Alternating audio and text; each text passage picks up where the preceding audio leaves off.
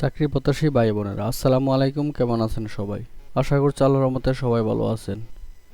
Dhaka medical college হাসপাতালে নিয়োগ বিজ্ঞপ্তি প্রকাশিত হয়েছে, যেখানে আপনারা বাংলাদেশের সকল জেলা থেকে নারী পুরুষ উভয় প্রার্থীগণ আবেদন করতে পারবেন।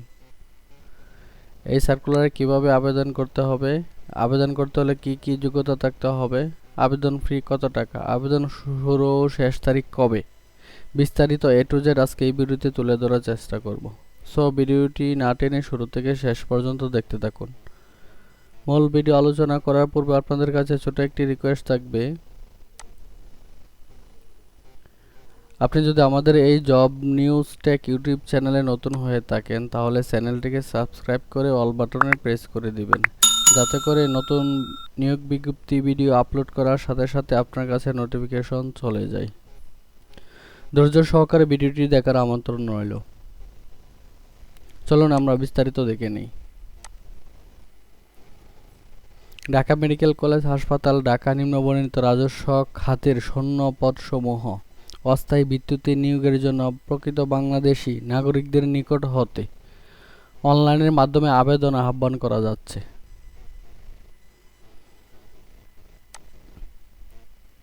পদের নাম ফিজিওথেরাপিস্ট। পদের সংখ্যা 3 জন লোক নিয়োগ করা হবে। শিক্ষাগত যোগ্যতা থাকতে হবে কোনো স্বীকৃত ইনস্টিটিউট হতে ফিজিওথেরাপি বিষয়ে ডিপ্লোমা ডিগ্রি অথবা কোনো স্বীকৃত বোর্ড হইতে বিজ্ঞান বিভাগ উচ্চ মাধ্যমিক সার্টিফিকেট বা সমমান পরীক্ষায় উত্তীর্ণ হতে হবে। আপনি যদি এইচএসসি বিজ্ঞান বিভাগ হতে এইচএসসি পাস করে থাকেন তাহলে এই পদে আবেদন করতে পারবেন। তারপর রয়েছে কম্পিউটার অপারেটর, 6 জন লোক নিয়োগ করা হবে। শিক্ষাগত যোগ্যতা থাকতে হবে কোনো স্বীকৃত বিশ্ববিদ্যালয় হতে বিজ্ঞান বিভাগে স্নাতক বা সমমান ডিগ্রি থাকতে হবে। অবশ্যই কম্পিউটার মুদ্রা করে প্রতি মিনিটে বাংলায় 25 শব্দ, ইংরেজিতে 30 শব্দের গতি থাকতে হবে। তারপর রয়েছে অফিস সহকারী কাম কম্পিউটার মুদ্রা করিক, 14 জন লোক নিয়োগ করা হবে। কোনো স্বীকৃত বোর্ড হইতে অনুন্নত দ্বিতীয় শ্রেণী বা সমমান জিপিএতে উচ্চ মাধ্যমিক এসএসসি পাস হলে এই পদে আবেদন করা যাবে। কম্পিউটার মুদ্রা করে প্রতি মিনিটে বাংলা 20 শব্দ, ইংরেজিতে 20 শব্দের গতি থাকতে হবে। তারপর রয়েছে ওয়ার্ড মাস্টার, 4 জন লোক নিয়োগ করা হবে।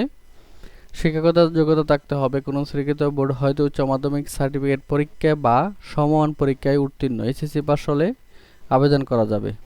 কম্পিউটার চালনায় দক্ষতা থাকতে হবে।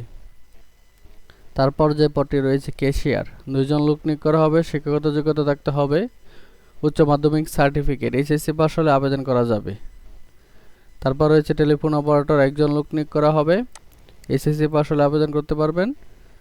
তারপর রয়েছে পরিসংখ্যানবিদ, 1 জন লোক নিয়োগ করা হবে। যে কোনো স্বীকৃত বিশ্ববিদ্যালয় হতে পরিসংখ্যান, গণিত বা অর্থনীতি বিষয়ে স্নাতক সমান ডিগ্রি থাকতে হবে। অবশ্যই কম্পিউটার চালানোর দক্ষতা থাকতে হবে। তারপর রয়েছে গাড়ি চালক, 5 জন লোক নিয়োগ করা হবে। কোনো স্বীকৃত বোর্ড হইতে জুনিয়র স্কুল সার্টিফিকেট বা সমমান পরীক্ষা 8ম শ্রেণী পাস হলে এই পদে আবেদন করা যাবে। তবে ভারী গাড়ি চালানোর বৈধ ড্রাইভিং লাইসেন্স থাকতে হবে। অভিজ্ঞতা সম্পন্ন চালকগণ অগ্রাধিকার পাবেন। তারপর স্টোর কিপার, 1 জন লোক নিয়োগ করা হবে। এসএসসি পাস হলে আবেদন করা যাবে। তারপর রয়েছে লিনেন কিপার, 3 জন লোক নিয়োগ করা হবে। এসএসসি পাস হলে আবেদন করতে পারবেন। তারপর রয়েছে ইনস্ট্রুমেন্ট কেয়ারটেকার, 1 জন লোক নিয়োগ করা হবে। শিক্ষাগত যোগ্যতা থাকতে হবে কোনো স্বীকৃত বোর্ড হইতে ইলেকট্রিক্যাল বা ইলেকট্রিক্যাল ট্রেডে উচ্চ মাধ্যমিক সার্টিফিকেট। আপনি যদি ভোকেশনালে এসএসসি পাস হয়ে থাকেন তাহলে এই পদে আবেদন করতে পারবেন। তারপর রয়েছে ইলেকট্রিশিয়ান, 6 জন লোক নিয়োগ করা হবে।